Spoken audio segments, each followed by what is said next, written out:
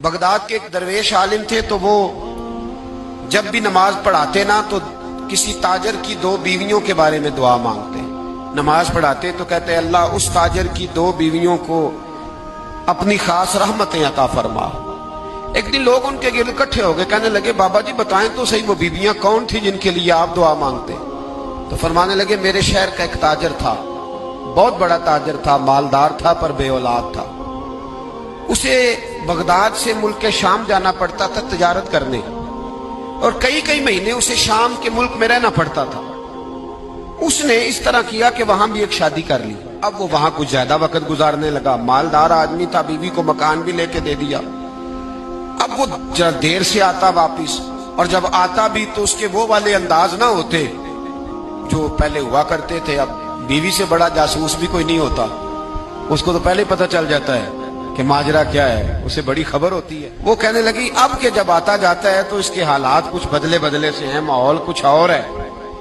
उसने एक बूढ़ा आदमी जो उसका अजीज भी था और समझदार भी था उसको तैयार किया। कहने लगी अब के जब मुल्क के शाम जाए ना तो इसका पीछा करना और खबर करना कि कहाँ रहता है, कहाँ जाता है, क्या करता है।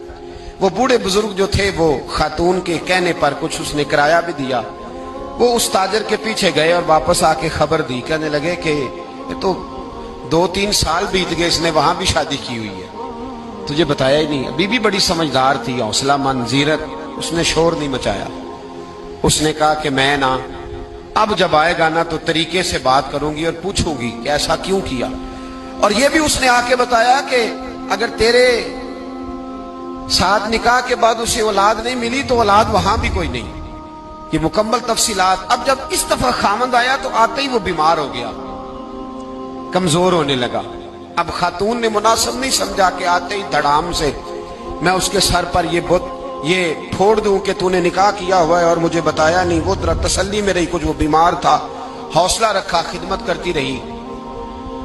कुछ दिन गुजरे तो वो ताजर इंतकाल कर गया, फौत हो गया। अब राज खुल न सका, इद्दत गुजारी, और जब सारा माल जमा किया ना तो अशरफियों की बोरियां भर गई। सारा माल उस बीबी का, 4 बोरियों में अशरफियां, 4।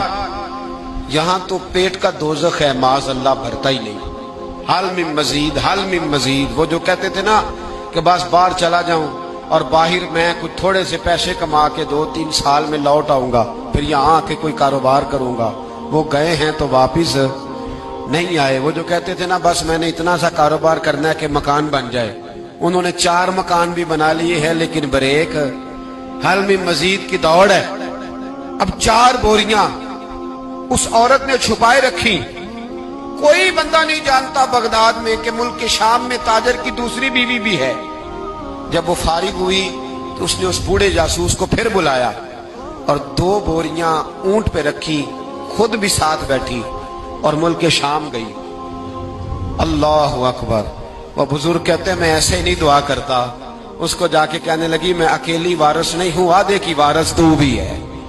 मैं अकेली वारिस नहीं, ये तकसीम विरासत है, आधी की वारिस तू भी है। तो रख अपने पैसे, मुझे पता है उसने निकाह किया था पर मुझे बताया नहीं था, तो रख अपने पैसे, मैं तुझे दे रही हूं, आधे तेरे हैं आधे मेरे हैं। उसने नजर उठाई तो रो पड़ी, कहने लगी नहीं अब ये सारे तेरे ही हैं। अगर तू अल्लाह से डरती है तो मैं भी रब से डरती हूँ। अगर तू मुस्तफा करीम का कलमा पढ़ती है तो मैं भी उसी नबी की मानने वाली हूँ। कहा बात क्या है, मेरा क्यों है सारा। तो वो खातून कहने लगी वो 2 साल 3 साल से मेरे साथ निकाह था और उसने बताया था मुझे कि मेरी बीवी भी है, और मैं गरीब थी तो मेरे वालिदैन को भी बताया था कि मेरी दूसरी शादी है। ये मकान उसने मुझे लेके दिया था, मेरे तमाम अखराजात वो पूरे करता था, नानो नफका का ख्याल रखता था। लेकिन अब के जब वो आया तो वो बीमार था। उसने मुझे बताया कि मुझे तबीब ने बताया है कि मैं शदीद बीमार हूं, शायद बच ना सकूं। तो कहने लगी वो मुझे कई लाख रुपए भी दे गया और जाते दफा मुझे तलाक भी दे गया, फारी कर गया। कहने लगा तू जहां चाहे मेरे बाद निकाह कर सकती है। और कहने लगा मैं चाहता था पहली बीवी को बता दूं, मौका नहीं बना और उसका दिल ना टूटे, बता नहीं पाया, लिहाजा वो मुझे ढेर सारे पैसे दे चुका है, सारा मेरा हिस्सा मुझे पहले से दे चुका है। मेरी बहन اب یہ 4 बोरियों में से 2 मेरी नहीं बल्कि 4 की 4 ही तेरी है, तू ही इसकी हकदार है।